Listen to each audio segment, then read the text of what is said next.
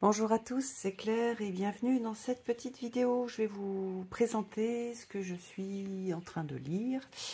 Voilà, donc il y a plein de choses différentes. Il y a des livres dont je vous avais déjà parlé, donc j'irai un peu plus rapidement. Et puis je voulais aussi mettre un magazine dans ce que je présente, puisque j'achète tous les mois ce magazine. Alors, première chose, donc le livre dont je vous avais parlé, qui s'appelle Avoir le courage de ne pas être aimé. Donc c'est un livre, oui, c'est un best-seller. C'est le premier livre qui a eu énormément de succès de ce duo, donc un philosophe et un écrivain, qui parle de sujets, on va dire, philosophiques avec une base psychologique. Donc voilà, là on a un peu le cadre. Donc on cite Freud, Jung, Adler, qui sont trois géants du monde de la psychologie. Ce livre distille les idées et les doctrines philosophiques et psychologiques d'Adler sous la forme d'un dialogue narratif entre un philosophe et un jeune homme. Donc c'est fait exactement, si vous avez acheté celui sur Avoir le courage de ne pas être aimé, ou vous l'avez lu, à mon avis on peut le trouver facilement aussi en bibliothèque. Vous avez exactement la même structure, c'est-à-dire des thèmes. Donc par exemple là, la première nuit nie le traumatisme, la deuxième nuit, tous les problèmes sont des problèmes de relations interpersonnelles, la troisième rejette les tâches d'autrui, la quatrième là où se trouve le centre du monde, la cinquième vivre pour de bon ici et maintenant. Voilà, donc avec à chaque fois des petits thèmes et ce dialogue entre le jeune homme et le philosophe. Alors j'aime beaucoup, je trouve que c'est une façon d'appréhender la philosophie d'Adler qui est intéressante et qui est beaucoup plus facile que de lire un livre sur ce thème-là. Enfin, c'est un livre un peu plus scolaire. On a à chaque fois voilà, ce dialogue-là. Je trouve qu'on retrouve, lorsque l'on lit... Dites-moi si vous avez, dans le premier, vous êtes fait aussi cette remarque. On voit que ça n'a pas été écrit en français, et qu'on a un peu l'esprit japonais derrière. Donc il y a aussi ça qui, moi, m'intéresse. Hein. Comme beaucoup de gens, je suis assez fascinée par le Japon. Donc ça m'a aussi intéressée de voir comment les choses étaient exprimées, comment le jeune homme posait des questions, quelles étaient ces interrogations. Donc voilà. Nous fabriquons la colère, comment vivre sans être assujetti à son passé. Il y a plein de thèmes qui sont très intéressants et je pense que ça peut être aussi possible, enfin je suis sûre même, c'est possible de lire les parties qui nous intéressent, pas forcément lire tout dans le... Même s'il est fait quand même pour être lu du début jusqu'à la fin. S'il y a des choses qui nous intéressent plus, c'est possible d'aller voir. Reconnaître une erreur n'est pas une défaite. Tiens, j'ai envie de lire ça ce soir. Et je lis cette toute petite partie. Hein, vous voyez que l'avantage, c'est qu'on a des tout petits chapitres. Donc pour les gens qui n'ont pas trop le temps de lire ou qui n'aiment pas trop lire, on se dit, bah tiens, moi je vais me lire ce soir un petit chapitre. Je choisis celui qui me plaît. Et j'en ressors avec des idées, des façons de voir la vie. Et je trouve que ça fait partie des livres qui font du bien et qui font réfléchir en même temps. Donc voilà pour celui-ci. Alors ensuite, un petit peu hop, zoomer. Ça c'est un livre qui m'avait été offert par un ami qui s'appelle Offrande à Marie-Madeleine. C'est un tout petit livre. Ça s'appelle Les petits livres de la sagesse. Donc là je vois qu'il est en franc-français, donc c'est un vieux livre, mais il doit encore exister, je pense. En tout cas, j'ai pris plaisir à le lire. Pour toutes les personnes qui sont sur ce chemin et qui sont touchées par ce personnage de Marie-Madeleine, je vous le recommande. J'aime bien parce qu'il a été écrit par une femme aussi. Et puis, on a voilà, l'aspect de l'amoureuse, l'aspect de la pécheresse. Donc, on a cette vision, en fait, des petits poèmes par rapport à une vision de Marie de Madeleine qui est un peu une vision traditionnelle. Donc, un peu moins... si vous avez lu le livre que je vous ai présenté précédemment, on va pas retrouver ces visages, on va pas retrouver tous les visages de Marie-Madeleine qu'on a pu voir dans le livre précédent. Là, il y a plus quelque chose de traditionnel. C'est intéressant aussi, hein, Marie-Madeleine, elle est porteuse d'énormément de choses, on l'a beaucoup chargée. Donc il y a la partie un peu historique et le cœur de ce qu'elle était, mais il y a aussi toutes les images qu'on lui a collées au cours du temps. Et donc, je trouve que bah, c'est très beau. C'est des petites... on a des petits textes qui sont très beaux. Vous voyez, là, on a des extraits de l'Évangile selon Philippe, selon Thomas. Donc, on a la contemplative. Il est organisé en fonction d'attributs de Marie-Madeleine. Donc là, on a la partie de la désolée, on a la femme de résurrection. C'est petit, c'est facile à lire, c'est inspirant aussi. Donc voilà pour celui-ci. Alors ensuite, alors là je ne l'ai pas terminé, je suis en train de le lire. J'ai trouvé une pièce de théâtre qui a été écrite à partir des anciens textes oui, des anciens textes. Alors c'est sous forme d'une pièce de théâtre, c'est pas forcément, c'est pas très facile à lire. Moi j'aime beaucoup le théâtre et moi j'aime bien en fait, ça me fait voyager, même si parfois il y a des choses que je comprends pas tout de suite. Donc il y a un mélange entre, enfin le début c'est d'abord Joseph d'Arimathie. Voilà, donc on a la partie Joseph d'Arimathie. Ensuite, Joseph d'Arimathie qui voyage avec les personnes qui l'ont accompagné dans ce voyage et qui arrivent en Angleterre. Il y a la rencontre avec les anciens dieux. Il y a la partie, vous voyez, je suis à la moitié. Il y a la partie aussi avec, Merlin. Donc voilà, avec Pendragon, avec les fameux dragons. Ça c'est le procès d'une fille mère, c'est la partie avec Merlin et sa naissance et sa mère. Voilà, et je trouve que c'est une autre façon d'aborder la légende arthurienne. C'est une création où il y a des parties qui ont été inventées, mais il y a quand même beaucoup de choses qui sont liées aux anciens textes. Donc c'est pour ça que ça m'a énormément plu. Alors il y a l'esplumoir que j'aime beaucoup. J'adore ce mot. Je ne sais pas pourquoi ça me fait voyager. Pour ceux qui ont le tarot arthurien, vous savez que je l'ai mis. Alors je peux vous lire d'ailleurs cette petite partie que je n'ai pas encore lue. Ça permet de voir un petit peu comment est-ce que le texte est écrit. Alors il y a Blaise.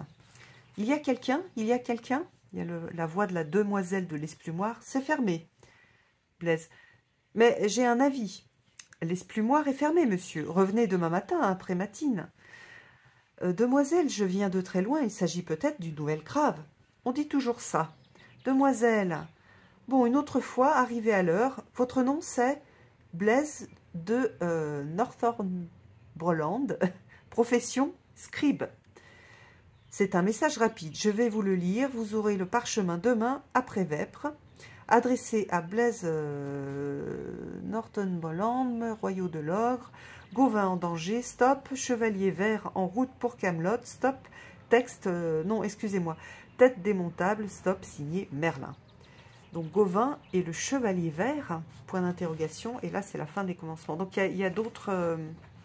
Il y a d'autres parties, il y a d'autres pièces de théâtre qui ont été écrites, mais c'est celle-ci que j'ai trouvée d'occasion sur Vinted et j'avais très envie de le découvrir.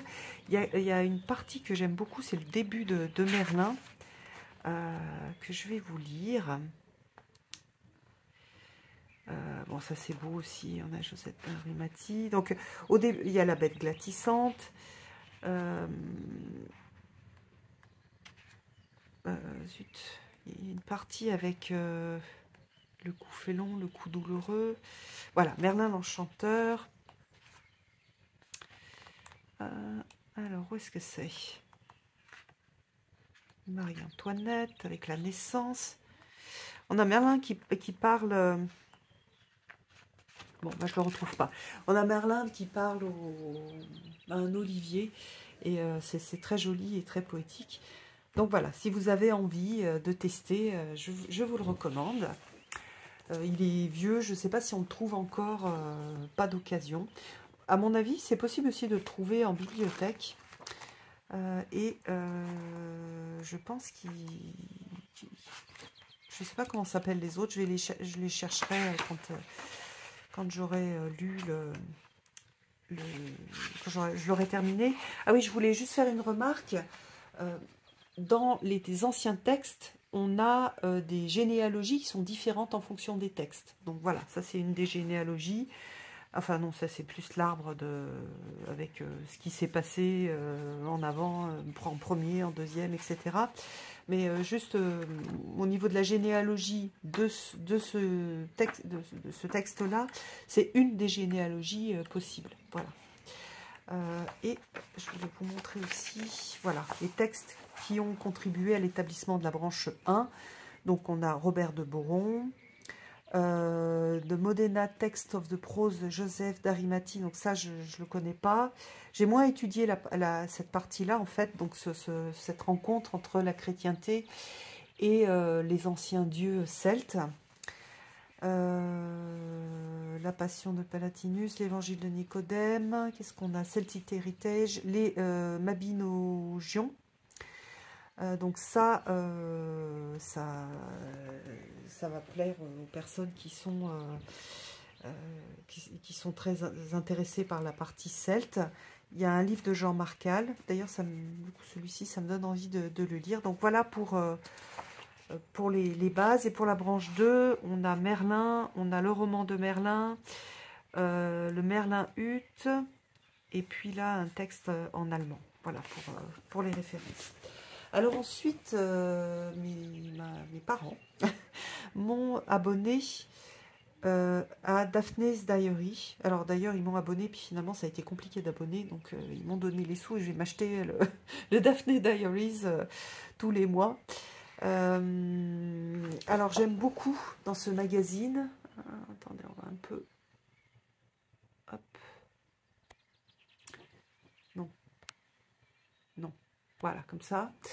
Donc, j'aime beaucoup les illustrations. J'aime beaucoup les thèmes.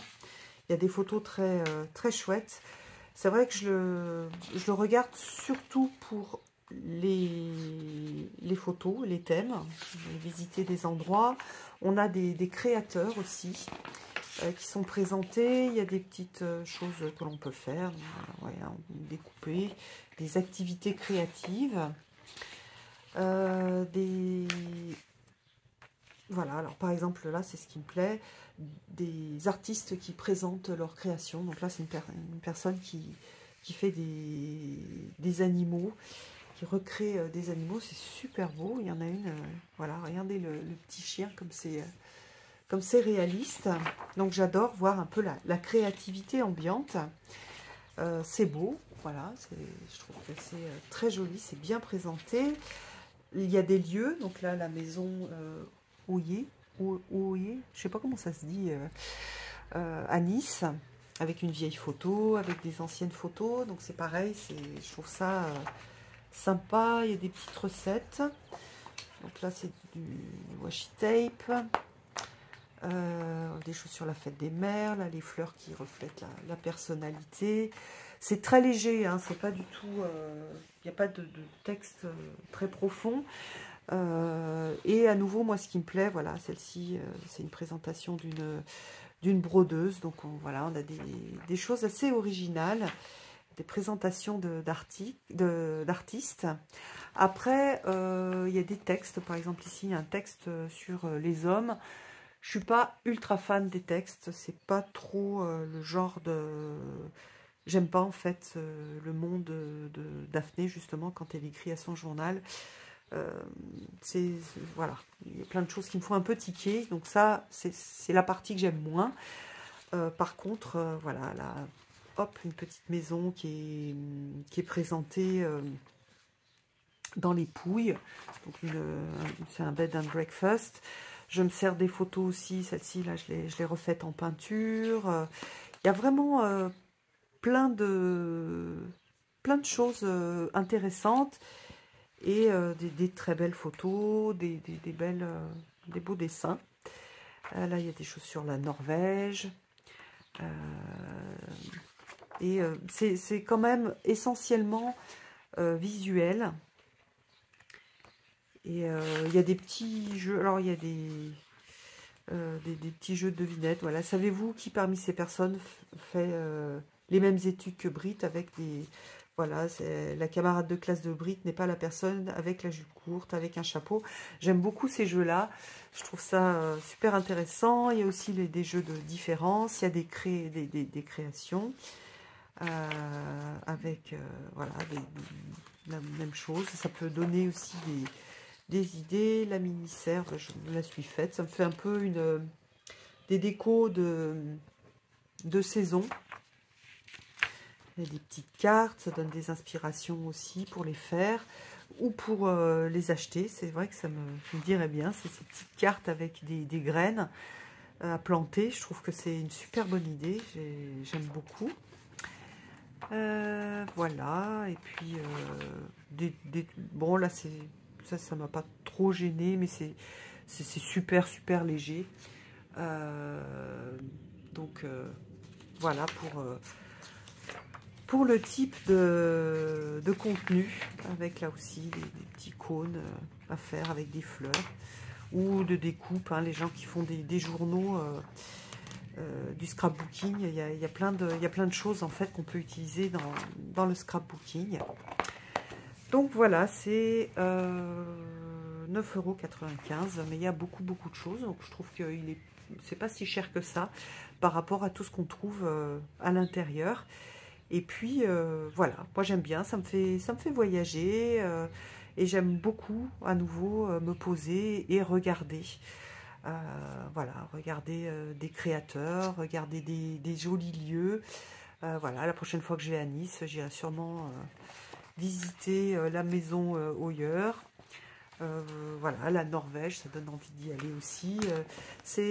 Voilà, c'est agréable et c'est des moments simples, pas prise de tête. Voilà, c'est un peu mon petit plaisir, ma petite meringue du mois. Voilà, j'ai terminé. J'espère que ça vous a plu et je vous embrasse. Je vous donne rendez-vous pour une prochaine vidéo. À bientôt.